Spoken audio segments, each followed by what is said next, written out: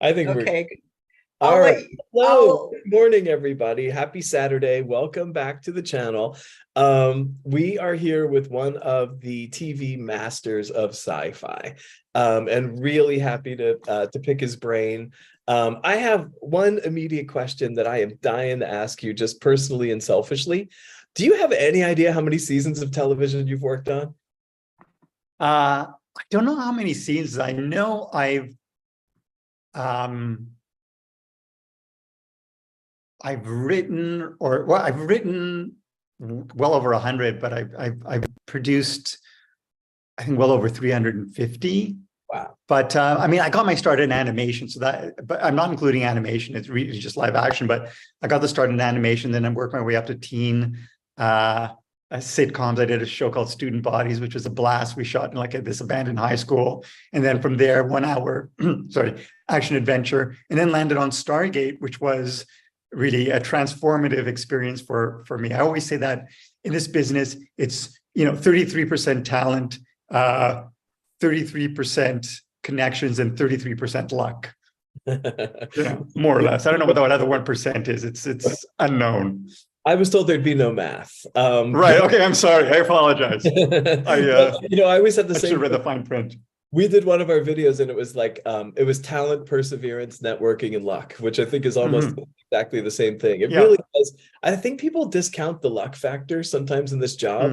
I don't know about you. I have friends who I think are better, as good as or better than me, who zagged when I zigged a few times and are back home in Baltimore.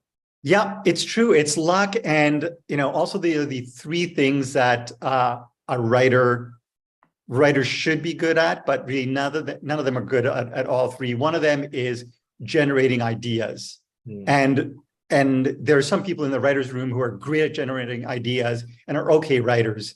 Then pitching is an art in itself. And I will admit that, of these three, my weak point is pitching. And yet a lot of really, I wouldn't say really bad writers, but a lot of adequate writers are really good pitchers. And so they're the ones who sell. Whereas a lot of great writers, and that's a third thing, writers should be great writers as well, but not all of them are. But a lot of great writers, in fact, I think most writers are not great at pitching. And as a result, they don't see the success that I think they deserve. So that's kind of a shame. I've always felt like one of the things we don't know coming into this job as introverts who want to sit and type is that we're going to spend 50 to 60% of our time in a combination of high school speech class and used car sales. Like exactly. Yes. And nobody prepares us for that. Like they don't teach you how to pay your bills in high school and stuff. It's like, and I think the more people who knew that coming in, you'd be prepared and ready for it, because how many great voices have you seen who, just like you said, fell by the wayside because they didn't want to go out there and mix it up socially, or they didn't want to go out there and talk to people. Yeah, I mean, though, like you said, having a preference for sitting at home and writing, that is very much me. Even though I'm very active on social media and I'm always been very interactive with fandom on my blog and on Reddit and online, I really should be attending these like writer functions that I always advise young and up and comers to do, but I don't. I'd rather be at home writing or watching something.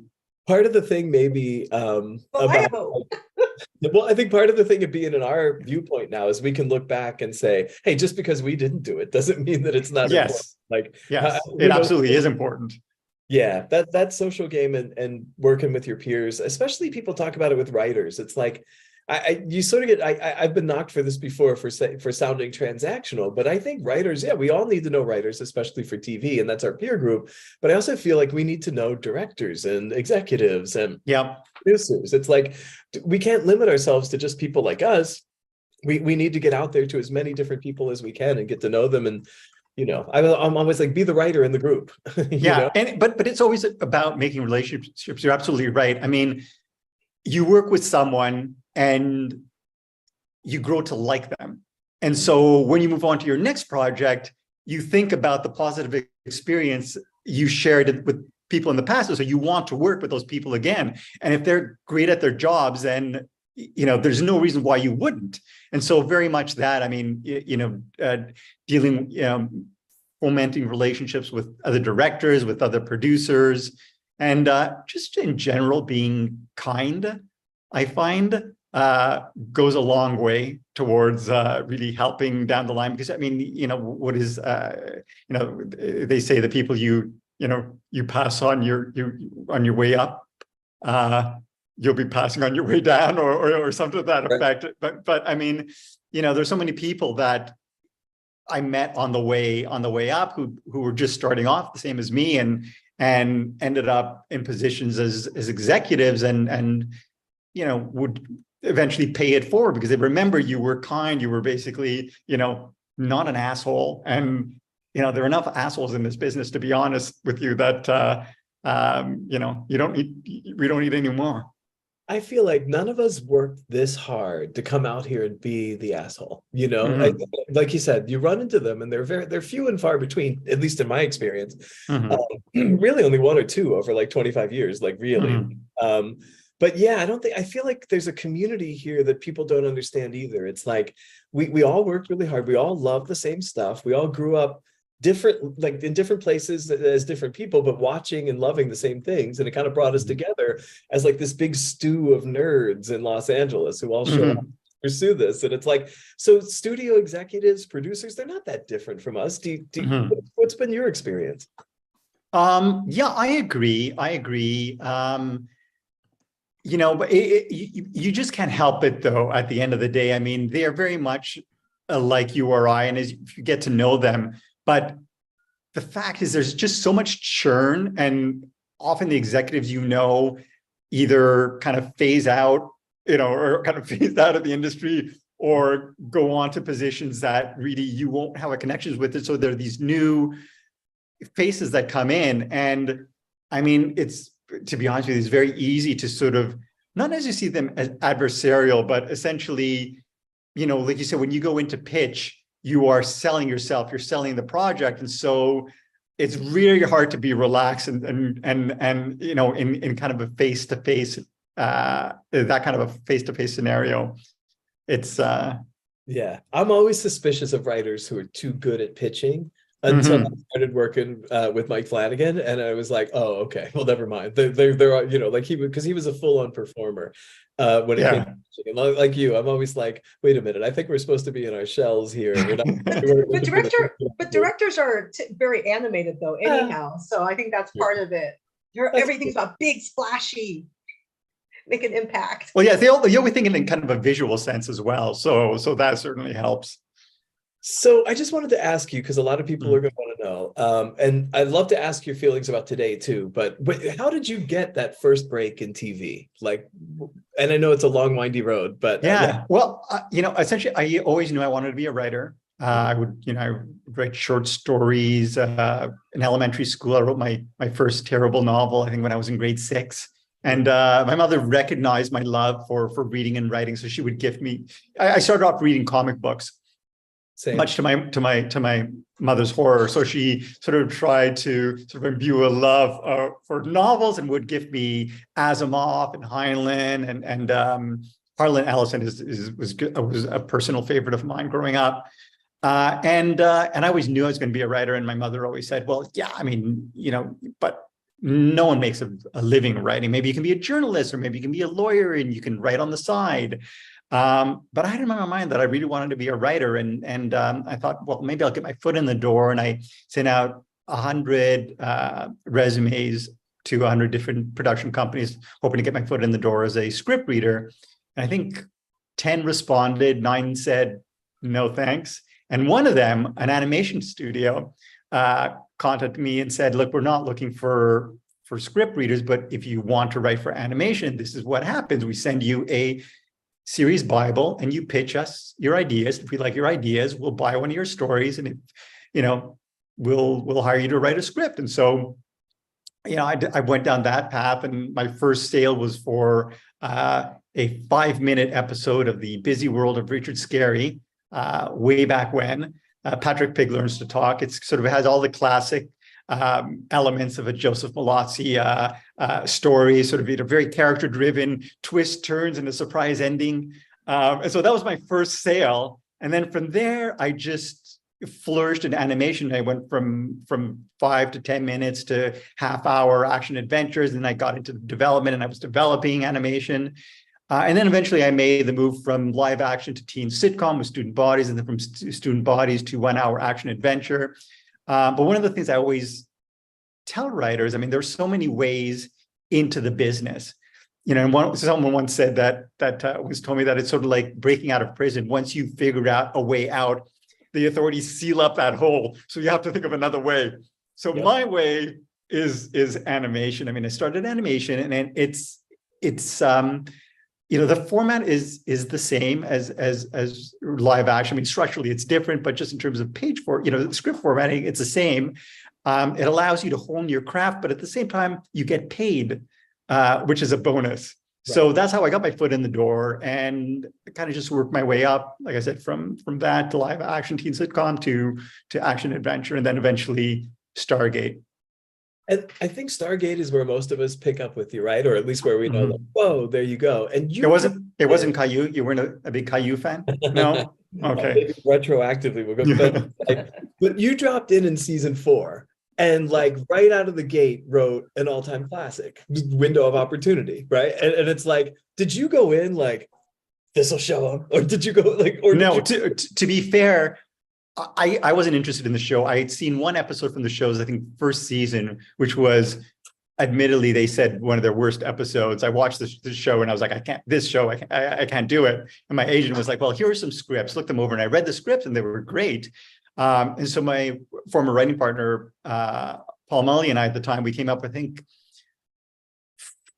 3 to 5 pitches. I think 3 to 5 is always kind of perfect, usually, short and sweet. And they ended up buying 2.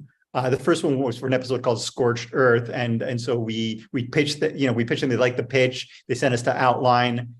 They liked the outline. So they sent us to script.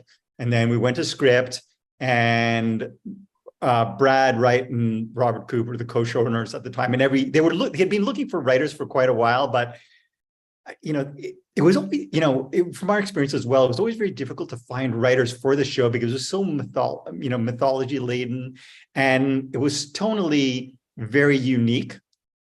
And so it was always very tough, and they were going off on their golf vacations. It was always we only had one script, and Brad said, I'll read it first.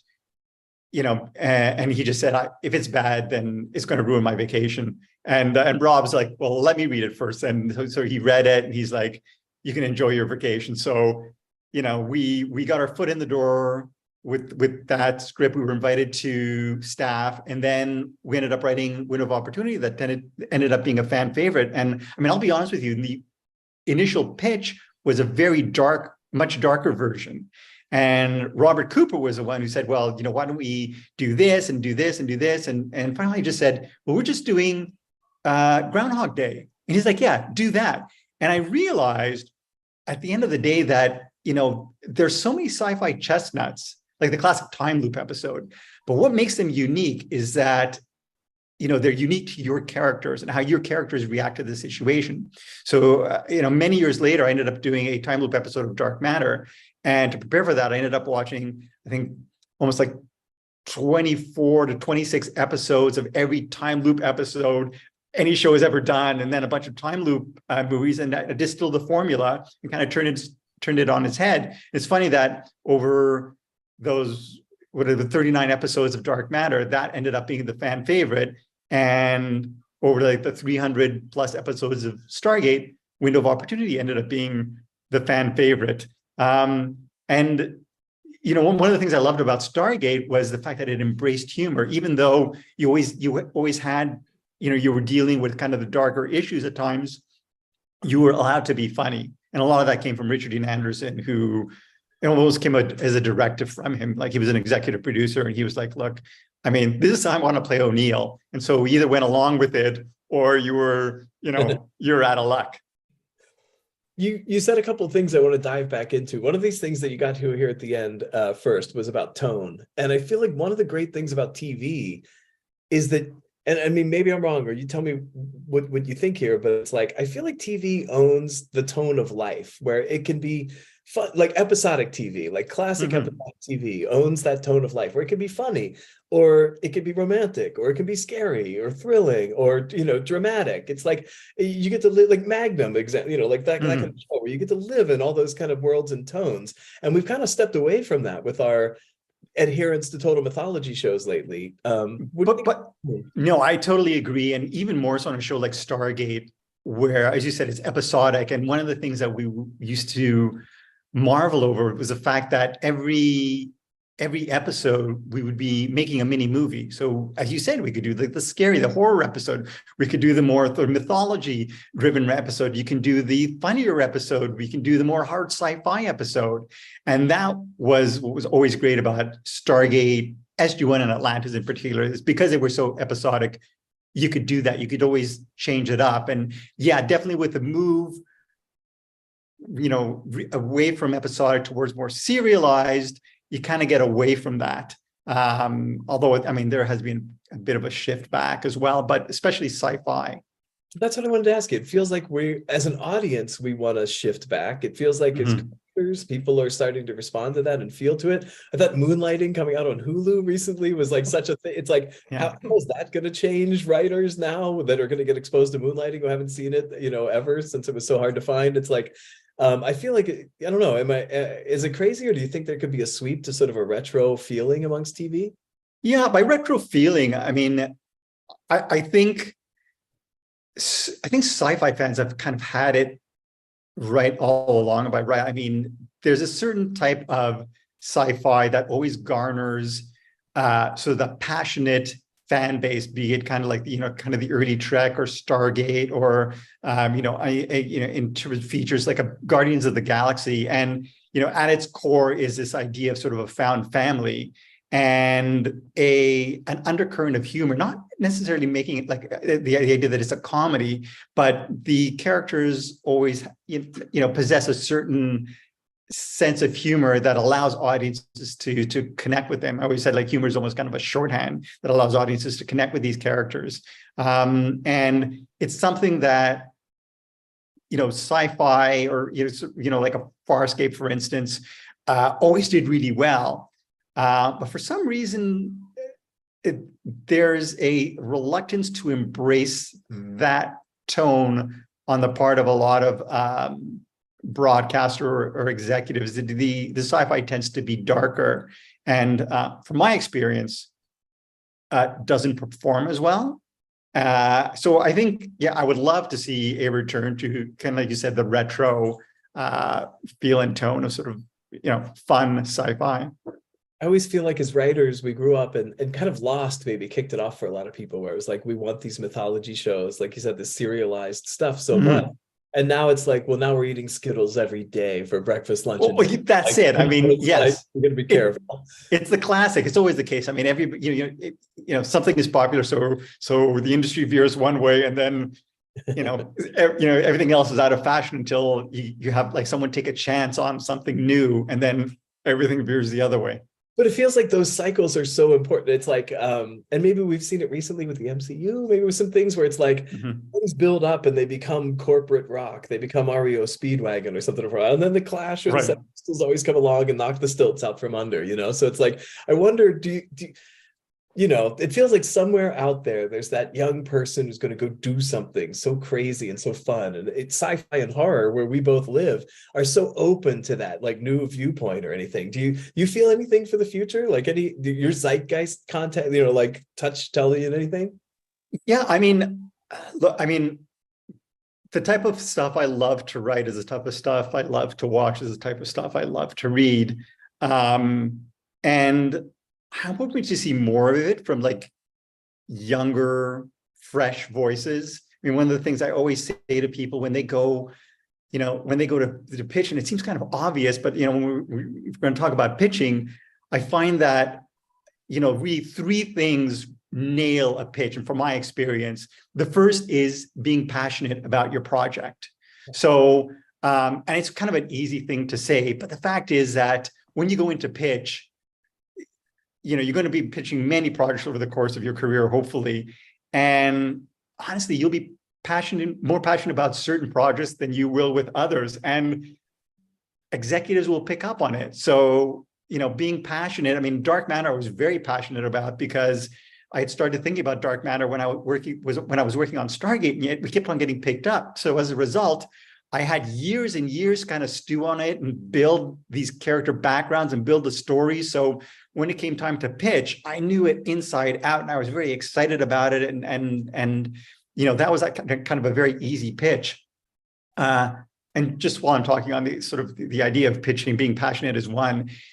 If you can, and we talked about humor, if you can make an executive laugh, that will be very memorable for them. So kudos to you. And if you can surprise them. So for instance, like my most successful pitches have always been those pitches that end with kind of the reversal or the twist or the surprise for the executive, a narrative, pulling of the rug out from underneath and that they didn't expect, like in Dark Matter, the reveal at the end that they're criminals, or it takes them by surprise. So being passionate, being humorous and being surprising are kind of the three things I would always advise when you go out to pitch. Just tell people they've heard everything. They've heard every romantic thing, every action suspense thing, but they hardly ever feel anything, Yeah. So if you can make them feel and get them on your side that way, they'll step up to be the champion of it. You said something earlier about notes and taking notes that I thought was really interesting. The very first movie that I wrote that got made, that I wrote with Mike Flanagan, very early, it was called Oculus, and it all takes place in this house. I think you watched it. I saw it. And so our original pitch to the producers, the present day parts took place in the basement of an art gallery, of an auction house, and the past parts took place in the family home. And one of the producers, when we were done, was like, look, we love this, we want to do this. What if that stuff today was in the house? It's like, not to be crass, but we could save so much money, like shooting in one house. And it was like, and all like Flanagan just looked at each other like, and we could cross between the two things. We could live in the same space. We could draw all this emotional resonance. It's like, sometimes notes are your friend. It feels like. Oh, absolutely. Yeah. Not something to run from. Like they're, do you have a philosophy about taking notes or? Yeah.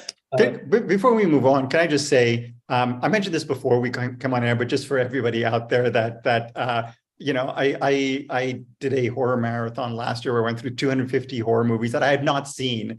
And I watched Oculus, which I loved. I ended up watching Ouija, was it 3? 2, yeah. Two, yeah. Which basically I heard good things about, but I was on the fence about, that I absolutely loved. Both written by this man here, Jeff Howard. And those of you who know me, who follow me online, know that I'm a very hard critic when it comes to film, when it comes to TV, when it comes to books. And so when I really find something I love, it's because someone does very good work, someone who's very talented, and you, my friend, are very talented. So I just wanted to just make that very clear. I'm not the type of person that compliments a lot. So I will say that. The way we think about you here, we were afraid to approach it. Come on, we were like, no, I am the most approachable person, honestly. Send this link to my mom. Yeah.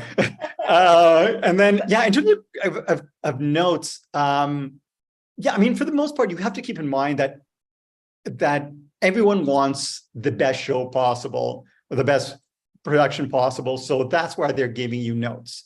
That's what you have to keep in mind always. Now, I will admit that back when I was working with my former writing partner, we had very different approaches to the notes process. We would get notes over the phone, and my instant reaction was to get my back up, and because we were on the phone, I would never say anything, but in my mind would be racing, and I'd be thinking, we can't do this note, this is ridiculous. Whereas my writing partner would be very accommodating, and be like, oh, we can do that, no problem. And then we would sit down to do the notes, and it would be the opposite. My writing partner would be like, oh my God, I've committed to this, and I realized we can't do this note. Whereas I would essentially be able to sit down and take the time to go over the notes and realize, okay, this is how we can address this note. And I mean, let's be honest, everybody wants what's best for the show, best for the production, but you as a creator, you kind of have a vision in your head. You have kind of an inside knowledge of how you've structured this house of cards, if you will, and that if you pull that one card, everything could well collapse. So essentially what I like to do is I like to give notes on notes. I'm terrible responding to notes on the call. This is, I've talked about my weaknesses as a writer, and I'm not good at coming up with ideas on the fly. I like to sit down and really think things through. So I get the notes, I ask them to send it to me in writing, and then I will, respond to their notes and say, okay, this is a great note. I can do this. I can do this. Could you clarify this? Or if I have an issue with the note, I will say, I'm bumping up against this, and this is why.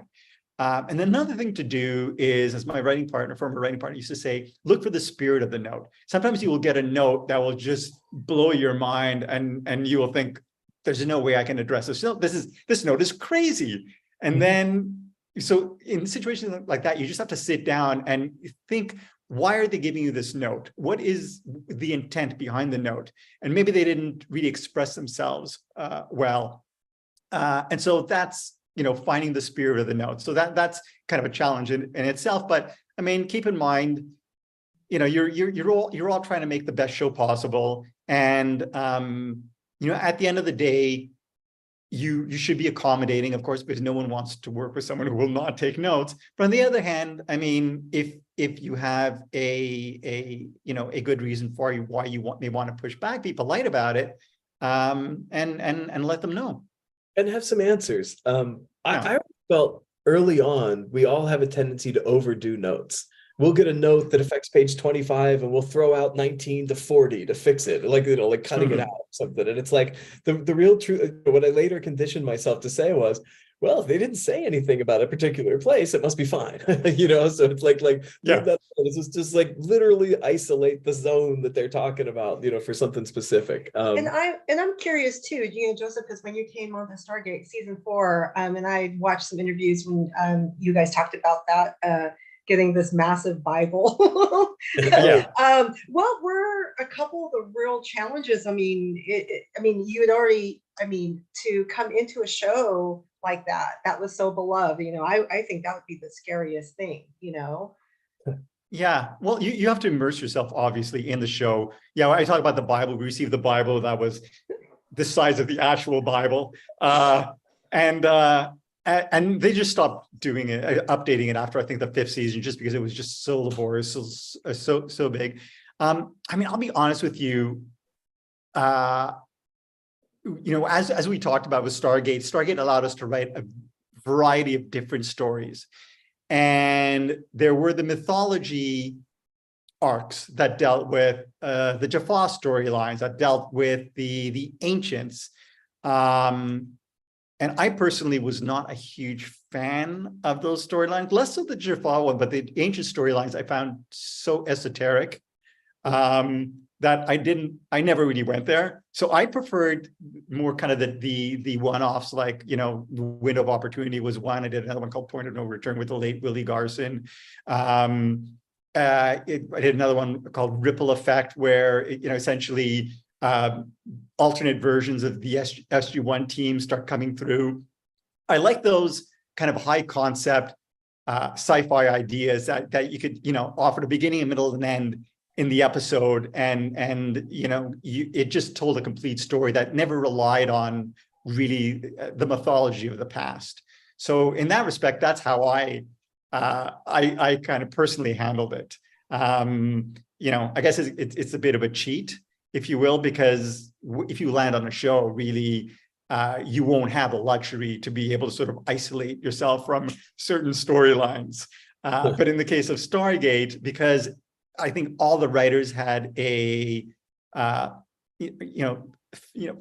favorite type of episode. So Robert Cooper was very much ancient storylines. Brad Wright was very much the hard sci-fi, and I left those arenas to them, and I tended to, as I said, gravitate towards kind of the high concept sci-fi with kind of that undercurrent of humor.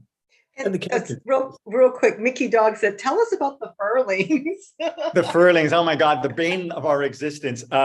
Robert Cooper in an before my time on Stargate mentioned the 4 races. I don't know, and one of these races was called the Furlings. And people were like, well, where are the Furlings? When are we going to see the Furlings? And everybody imagined these, I always likened them to kind of the Ewoks or, the Care Bears of outer space. And he got so much grief for calling them the Furlings that after that, he was no longer allowed to name any alien race. I mean, he came in, one of the first things he asked me to do was on my first day, he's like, I need some alien names. And so I had to generate a list of alien names. And so we never got to really reveal the Furlings because people that hyped them up, the fans that hyped them up so much that we were kind of afraid to go there, except in our 200th episode, we kind of made fun of ourselves. And we introduced the Furlings as, once again, these very Ewok-looking creatures who end up being destroyed That's how in that particular episode. Yeah. It was like your Maris too, in a way. Yes, yeah. I had one I wanted to go back to that you'd mentioned earlier, just because I think it's good for other writers to understand this thing. Mm-hmm. You were talking about when you were first being offered the job and Stargate, and you sort of studied and you absorbed the template. You distilled the formula. You know what I mean? I think there's just just want to talk to you about that for a minute, because I think it's so important for new writers to do. It's like everything that's out there is this lesson of how to do stuff. And if you really study things and break them down, you can find that formula, you can find that template in almost anything, and I think that there's a resistance amongst a lot of young writers about things like templates and formats and things like that, because they're like, well, it's a hindrance to my creativity. But no I feel rules. exactly. It's like, yeah, why are you putting your rules on me, old man? Then it's like, it's a very abusive situation. But I feel like there's something to be had there for these lessons and these templates, not to hinder your creativity, but to understand the backbone, especially in TV, of a show, and then figure out how to put your stamp on what they have instead of just reinventing it. Yeah, I mean, it's the classic, advice, right? Have 2 scripts handy, have your original pilot that demonstrate your ability to create worlds, to create characters, to create situations, and have a spec that demonstrates your ability to operate within a world that someone else has created, and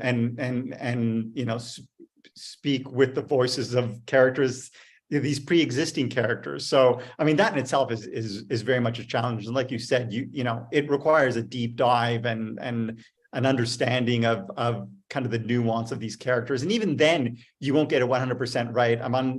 When we joined Stargate for that first season, Brad ended up doing dialogue polishes on all of our scripts until, we finally, 100% got it.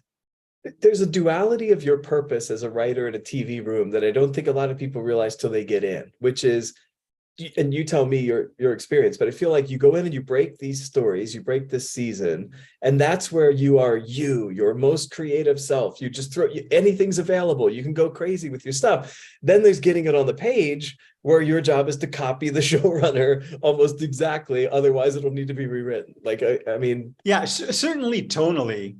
And capturing that tone is, no one's going to get it 100%, I don't think, but if you can get it as close as possible, that's how you demonstrate your, how value, your value to the production.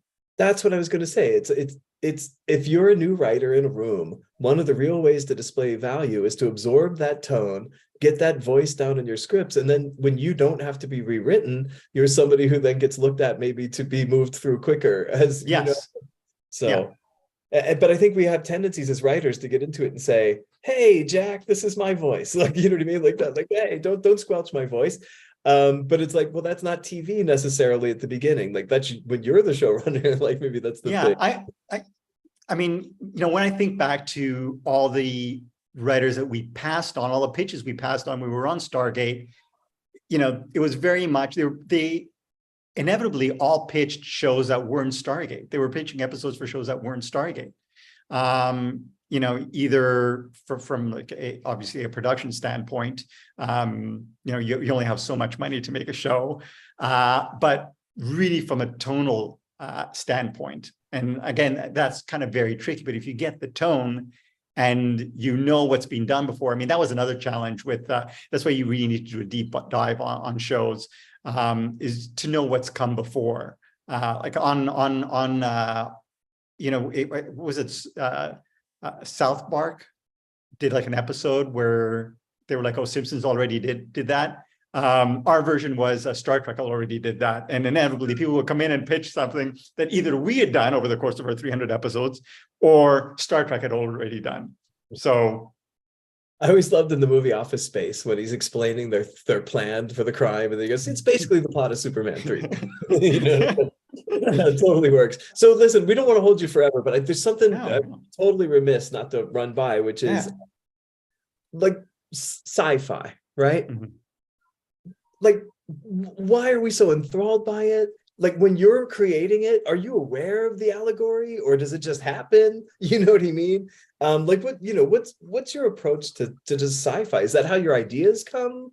No, to be honest with you, I'm often surprised by the allegory that often, manifests from a script as sort of you're working your way through, as either you're writing it, and you realize, subconsciously, this has been, this is the message I want to relay. This is the story I want to tell. I always find it interesting. Someone once likened writing to sculpting, and the fact that rather than really creating something, you're freeing something. There's a perfect version of that finished sculpture, in that block of granite, and you are going to get very close, maybe, to perfection, but you'll never be perfect. And so basically, really what you have to do is kind of chip away and kind of free what's in there, and free what is hidden. And writing, I think, is almost like a magical process, in that there are so many times where I'll sit down to write a script, and there'll be like a twist or a plot point. I need to achieve something, and either I'll be in the writer's room and we'll break the story, and no one will be able to figure it out. So it'll be a TBD, and I'll write the outline, and hopefully by the outline stage I'll figure it out. But often I don't, and so I'll head into the script, and it's sort of like the high wire act without the net. You are basically, now this is the last stage. You better figure it out. And it's amazing how, almost instinctively, you find the answer. Deadlines are so good. Yes, that's what I'm saying. Basically, when people talk about writer's block, a deadline is a great motivator. I used to do my homework on the bus, like, and it's like, to me, it's that same thing. It's like, you need that pressure to be able to get to the real of it, because maybe before then you're throwing filters over yourself, not wanting to really go there. And then in the end, you just have to. The desperation. Yes, exactly. Yeah. Does it come from a real personal, like the allegory thing? I felt the same way. Every time I've sat down and tried to be like, let me explore the theme of this, it's like, oh my God, what a pile of garbage. And then when you sit down and just write a story from the heart, they call you afterwards and they're like, oh, this topic of, whatever, you really hit upon it. Like, what? I did. Yes, exactly. Exactly. Yeah. All right, got a couple questions too. We had a quick one from Marcia S. She said, do you have Jason Momoa's text phone number that she could text? I do have his number. I don't know if it still works. I mean, basically, I think a couple of years after Stargate, I read a story where I think he was in a cafe, and some guy like broke a mug across his face, and his face was scarred. And so basically I called him up and I'm like, hey, Jason, are you okay? And he goes, oh yeah, but now I look even tougher. And he was, that's sort of typical Jason. He was always like a big kid, and larger than life. And so, I mean, very happy to see how he's kind of blown up. I'm sure he's changed his number since then. I kind of ran into him he was in Toronto for a Comic-Con and just kind of dropped by to say hi. So when I see him, I could be like, look, Joseph said I need to get in touch with you. Need to get in touch. Yes, exactly. We need to talk. Yeah, exactly. Say Joe says hi. Yes. What else you got, Mike? Riley asks, what is your process for crafting characters, like their backstory, their, their dialogue, their own speaking voice? For me, it's just having the time. I mean, the way I write, I tend to go from macro to micro. So I come up with the general idea. I decide sort of how I want to end my script. Then I go to my act breaks, and then of course, it's a classic way sort of you break a story. But for me, I just have to basically run the scene in my head over and over until specifically the dialogue, because it's all rhythm, right? And you can tell when you sit down and you read something that is just kind of very expository. I mean, characters are saying stuff just to further the plot, whereas something that is conversational and contains humor and conveys information, yet in a very entertaining way. And that's very challenging to do. And so for me, it's kind of maddening, but whether I'm in the shower, whether I used to drive, or when my ex used to talk to me over dinner, I would always be running dialogue in my head, and I would just constantly go over this scene in my head, till I had it. Then I would sit down and write it, and just kind of repeat the process. And so that's my process in any case. Lets it marinate. Yes. Yes. And Mine then is like where you're not present all the time. Like you're in places and you're going through the motions of regular life, but really in your mind, you're somewhere, doing your thing. But as a writer, I'm sure you would agree. It's the same when you're writing something, it's always there in the back of your head, and you're always kind of working it and figuring some stuff out. And sometimes like a revelation will hit you like in the most surprising of places. You're in the middle of a restaurant and halfway through dinner, and suddenly you're like, oh my God, you have to pull out your cell phone and write it down before you forget. Absolutely. That's great. All right, let's see. And then Mickey Dog. And hi, everybody. Thank you so much for joining us. What a treat for me. If you could have written for any sci-fi series that you have not, which would it be? Oh, wow. Sci-fi series. From the past, I was always a big fan of Farscape, kind of the lunacy of Farscape. So definitely, I think Farscape would have suited me well. In terms of more recent sci-fi, something like a Black Mirror. I just love the kind of very standalone sci-fi episodes that kind of deal with technology and how we land as humans. So that really appeals to me. That very much. Let's see. And then Alice O. Are the writers the only ones that can or should pitch a show, or can someone else pitch a show to get picked up? And can you elaborate on that process? And she's a fan. She loves Dark Matter. Oh, thank you, Alice. Well, I'm not sure who. Well, I also pitch a show. I mean, potentially like a producer could certainly pitch a show. Probably one of those things where you go get a writer, Yeah, I mean, eventually you will need a writer eventually. Yeah. Yes. I also but just like producers, like. Look, if you go in and are lucky enough to pitch a show, they're going to assume you're a writer anyway. So just not sweat it too bad, Hey, just because I know Marsha's got a few more, but I have to ask you real quick, and not in a lot, not trying to go crazy and not politically like lately, but it's like as a sci-fi, person.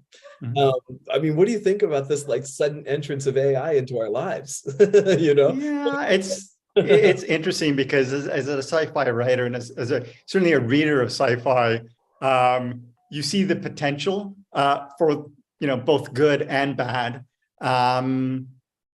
It's kind of scary in certain respects, probably kind of the more mundane ways. I mean, not so much taking over the world and launching weapons, but in terms of making certain aspects of people's lives obsolete. So I mean, I don't even know how that will kind of work out. I mean, it'll certainly be helpful in many respects, and in other respects, like I said, it'll be kind of scary. It reminded me of kind of the Industrial Revolution, where everyone talked about the fact that with the invention of the steam locomotive and the various other inventions, that people were going to be out of work. And what happened was that basically those people lost their jobs, but it's kind of a whole new set of professions opened up as a result of change. I think it's going to be the same way. It's just a matter of like trying to figure out, if you can try to figure out or be one step ahead of where we're headed. I mean, kudos to you. I just want to make friends with it. I'm gonna try to get to know it and get it to like me, so that they'll recognize you as an ally in the event that they do end up taking over. The long game with the AI. So at this point, with all this information, we're in the information age. I mean, we probably are 6% AI already anyhow, our brains. Why do you all say the electricity, because it's all frequency anyhow. Reimaginary love, and I know, Joe, you probably want to answer this too, but I read recently that TV pilots should be less than 60 pages. Yes, and well, they'll tell you why. While I was in school, 60 pages was the norm. Has that changed? And I guess number one, it really was never the norm, but I'll let the experts answer. No, I mean, just from my experience, 60 pages is like tops. You don't want to be over 60 pages. I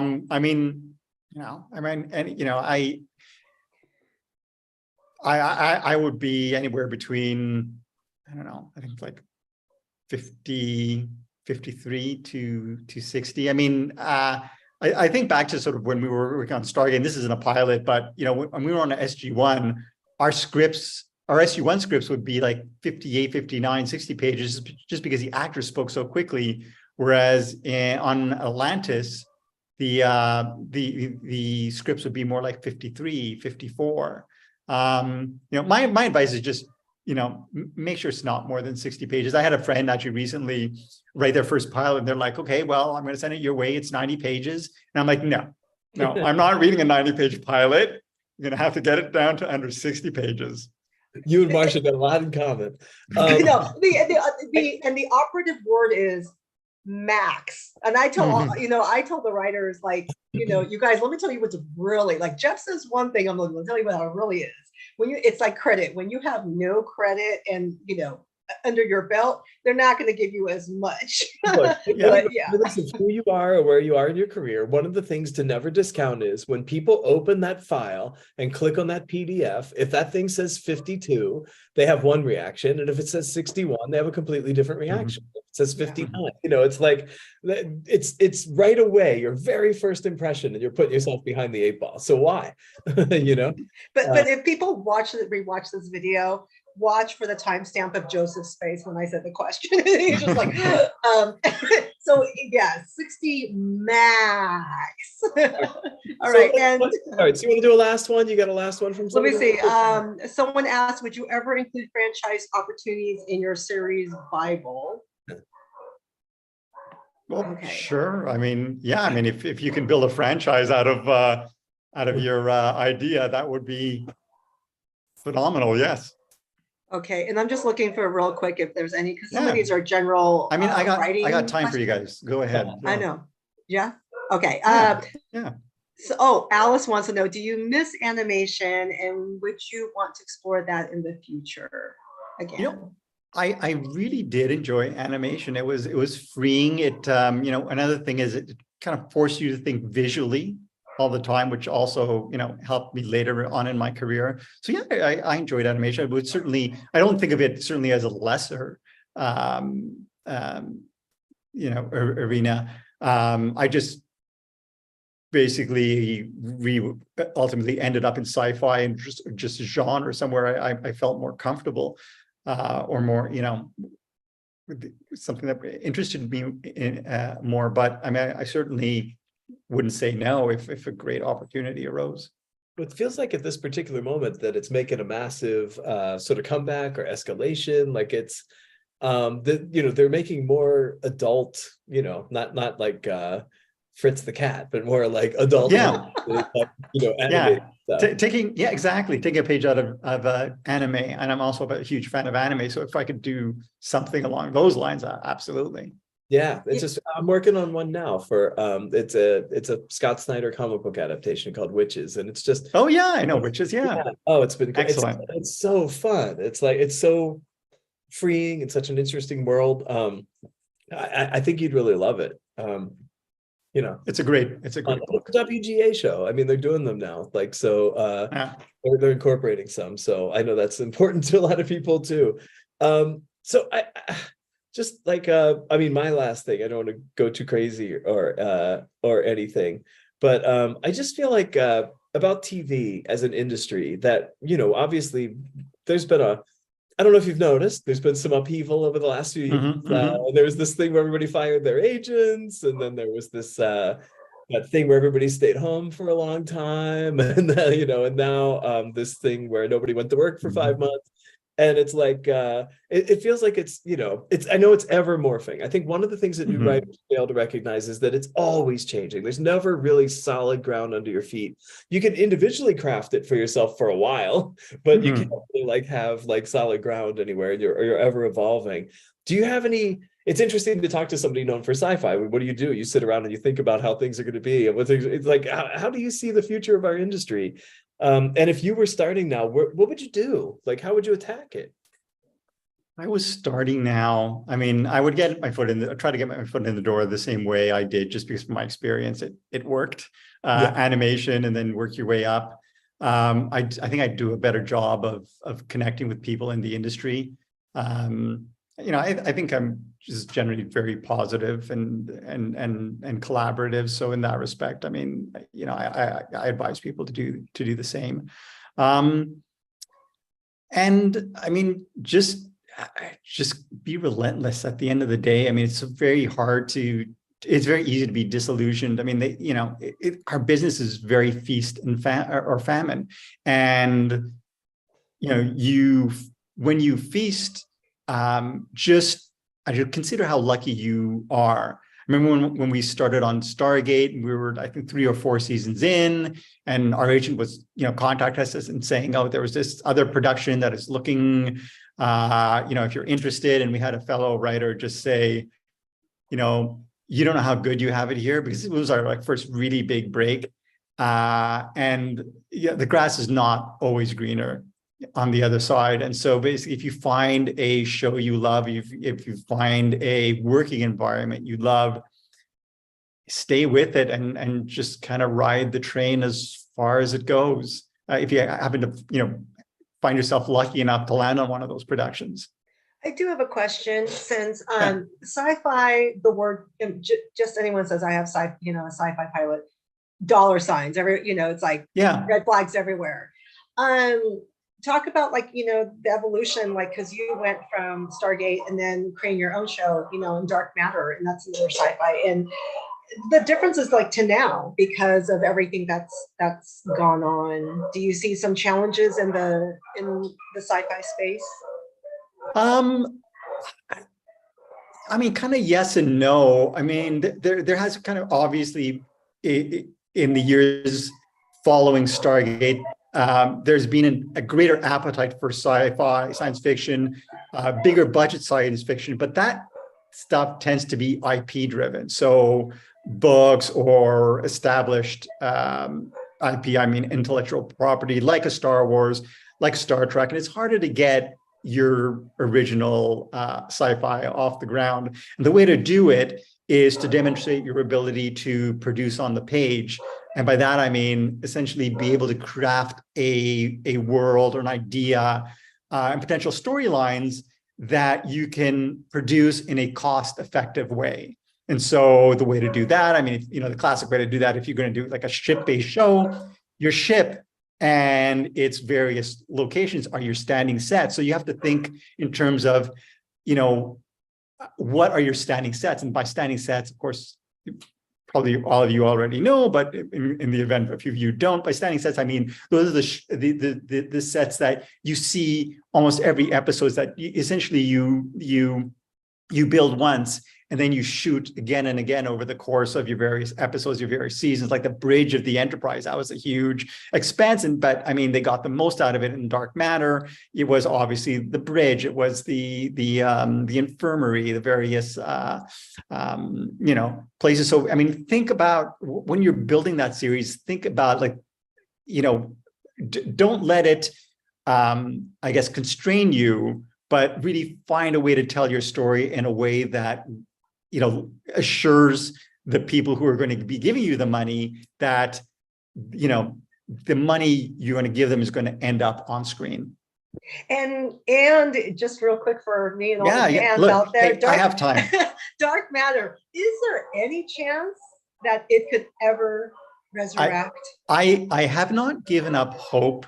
If it does resurrect, it would be as a mini series. I think that would pick up maybe 5 or 6 years after the events of season 3. But I mean, I keep in touch with all of my cast. I had lunch with Zoe Palmer, who played our android, a couple of weeks ago. I'm going to be in LA to adopt a dog or two this week, and I'll probably be having lunch with, or I will be having dinner with Melissa O'Neill, who's tearing it up on The Rookie. And so, I mean, the cast is very much amenable to the idea of a mini series, and if we did ever get a green light, then I would find a way to make it work. Tell me whose door I need to beat down, Joseph. Okay. Well, yeah, that's a question. Yeah. It's hard to tell these days. Yeah. Oh, that's awesome.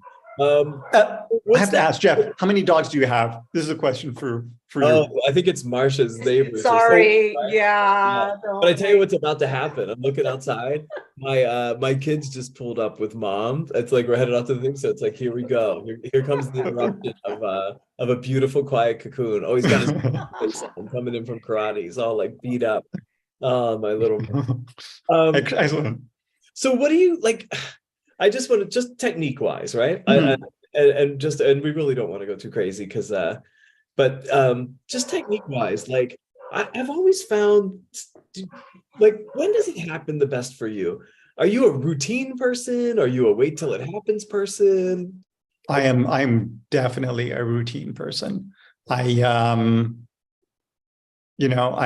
set aside certain time for myself. To be honest with you, I mean, I'm always writing, but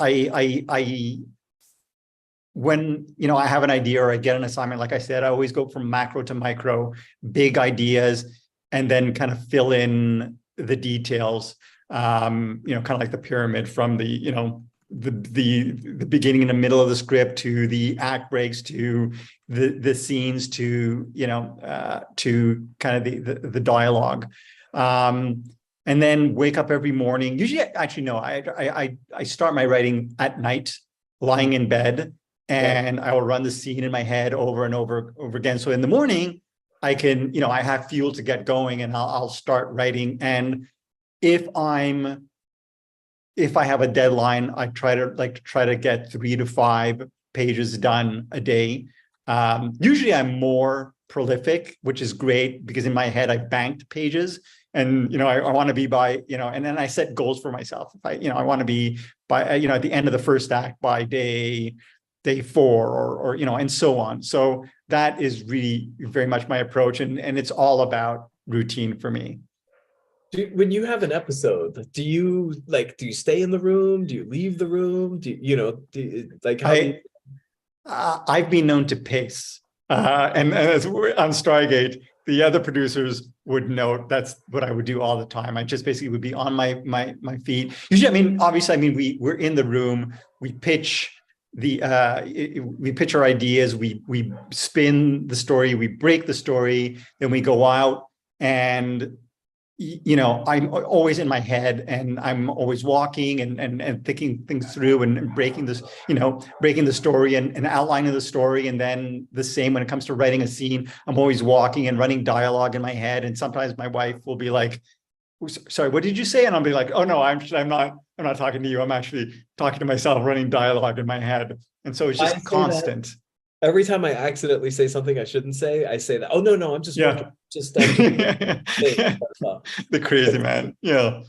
Did you have a hero? Like, did you, or a model? Like I mean, my mom, we watched a lot of Dick Van Dyke Show, and I just, that life just subconsciously, I think, seeped through and then like somehow manifest, I mean, was there any, yeah, and Billy Wilder was my other, like, I loved everything Billy did and just, he brought me in. Yeah, I mean, growing up, for me, it was mostly reading. So I mentioned Harlan Ellison. And Harlan Ellison, sci-fi great, really, I mean, his short stories were, sort of very much like, in kind of the kind of forerunners for your Black Mirror, very kind of thoughtful, very kind of focused on humanity in the face of technology, and yet there would always be a surprise or kind of a twist, sort of like the kind of the sci-fi version of O. Henry, that I always loved about Harlan Ellison. So that he very much influenced me. In terms of film and television, I mean, film obviously Star Wars. I saw, I mean, the first Star Wars, I think 11 or 12 times, which seems, kind of rather tepid nowadays, but I remember I loved it. And then I ended up seeing Empire Strikes Back, and just being blown away by how it took that step up from kind of the fun and kind of almost frivolity of the first installment to kind of the dark themes of the second one. And I was so blown away. And then watching Return of the Jedi and kind of losing it halfway through when the Ewoks were introduced, and it just, I've never been able to sort of get back on the Star Wars wagon since. I'm being very honest with you. I mean, as much as I love those first two movies, that third one just left such a bad taste in my mouth because it was such for me, a tonal shift. Yeah, my dad was to see Star Wars 6 times when I was a little kid. Remember, very. Then Empire came out, we saw it 7 times, and then when Jedi came out, we saw it once. Yeah. So yeah, that's a shame. But so much of our DNA, I think there's like entire 2 or 3 generations of people informed by the Spielberg, Lucas, everything their DNA, and then they're kissing cousins, and then Scorsese. Star Trek as well. I mean, again, it comes down to this idea of the found family. I just love that idea. Basically, you're in a ship. You're on this, voyage with these 200 or so people, and that's your house. I mean, you're all in it together, and I just kind of love the feel of that show and kind of the concept at its heart. I do have a question, because this is a big thing with sci-fi. Because I think one of the things that we see is around every 20 years, there's what's old becomes new again, because it's every generation, they all flip flop. So that's why little kids always feel like, oh, this is so cool. It's because they haven't seen it before. The thing with sci-fi, and I was reading and wanted your take on it, is because, 60s, 70s, 80s, a lot of this stuff was still very, very new. Now, I mean, even NASA, DARPA, that I follow, I mean, information is right there. You don't have to wait anymore. And they're doing really, really cool. It's almost where it's like you don't even have to watch sci-fi anymore, because NASA's doing now these cool videos, and using, animation to kind of, demonstrate how the technology works, things are going in space. And so there's kind of this, we're being exposed to so much. Do you feel like that's really hurting, or where do we need to go overall? Because you're talking, you talk about the, the themes with humanity, and like Jeff mentioned AI. So, I think it's all great. I mean, it basically, it either increases the interest of people who are already very much into the, the sci-fi world, or just kind of the world of science, or introduces a whole new audience to the possibilities of what could be. And then, you present your vision of potential future. And I mean, I think it's fantastic, sort of, you know, what we have access to today. Yeah, but I like what Marsha's saying. It's like, now that we've accomplished so much of the fantasy that was created by them, what's the next wave? What's the futurist creations of today's people that are Yeah, because that aliens very are much, already among us now. yes, that very much is the challenge, is to basically, you're always, you know, trying to come up with a you know, a sort of an idea that kind of makes sense within the parameters of what exists, or what is, you know. Yeah.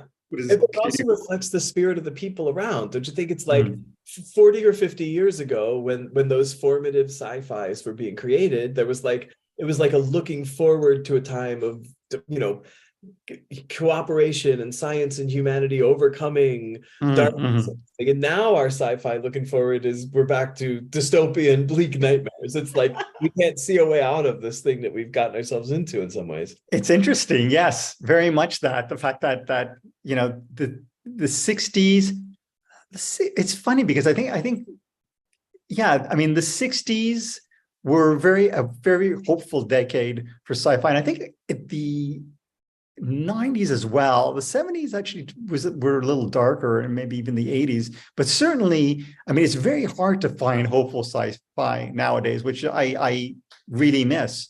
I mean, you see it in kind of like maybe like a Guardians of the Galaxy, but in terms of TV, I don't know. You have to create it, Joseph, and let me know. I'm working on it. I'm working on it. Available. Yes, and please call when you do it. Yes. Absolutely. Room. That would be amazing. I would love to. It would be so amazing if they call, like, would you like to go spend 26 weeks? Yes. Like, yes. I will hold you to this. Someday, that'd be great. You know, I mean, listen, we really appreciate you coming here. We're trying to be like a resource of stuff for up and coming writers, and I just think it's so important for people to hear from people who have been doing it for a while and have gone through the ups and downs and the sorts of the industry and everything, to see, you know, still here, still kicking, still loving it. Yeah, that's it just feels like, is the trick to this kind of longevity just to be in love with what you've done and remember why you started? Yeah, exactly. I mean, it really comes down to sort of loving the ideas you come up with, loving the characters you come up with, and then, you know, sadly, having to let them go if no one else shares that love, and moving on to the next thing. Or loving those characters and then slowly pulling them apart and prying down. Yes, there's also that possibility too. What a shame that we do that. We don't have to do it in our real lives. You know? But I also want to say, Jeff, thank you for having me, and this is such an incredible resource you offer for free to writers. So, you know, I mean, amazing. And Ms. Marsha, thank you so much for reaching out, and so always being such a positive force online. I mean, you know, your hard work is greatly appreciated. Thank you. You know, Jeff really opened the door, because, you know, that's how it started. He said, so I really want to help writers. I go, well, let me help you, because I have a sales and marketing background. So I said, let me try. So, but no, I so appreciate your time, and so, I mean, admire your work, you know, and just, we also want to show a little different angle too. You know, a lot of podcasts do the same questions, similar, but we, you know, we want to kind of do also a little fresh take. And I always say that it's like the coffee talk. You know, we want people to see your personalities, because also they're not just writers, but they're also your fans too. So we wanted to find a way to help everybody connect and, you know, bring a real community to it, you know. So really appreciate your frankness and honesty about the craft. Yeah, my pleasure. Let's do this again sometime. Yeah, that's what I was going to say. We will see you next time. And can we get Jason, please? I know he's just waiting. If I happen to run into him, I will mention. Tell him I have the perfect role for him. I'm ashamed. You know what? No shame to my game. All your credibility and professionalism. You know what? That goes out the window with Momoa. Okay, let me just And say for it what? right now. For a hugely desirable internationally famous man. I can't believe that's what you throw away. Anyway, thank you so much. Really a treat, like an inspiration to writers. We're looking forward to what's next. So there's lots of Yeah, anything going As on. am I. Awesome.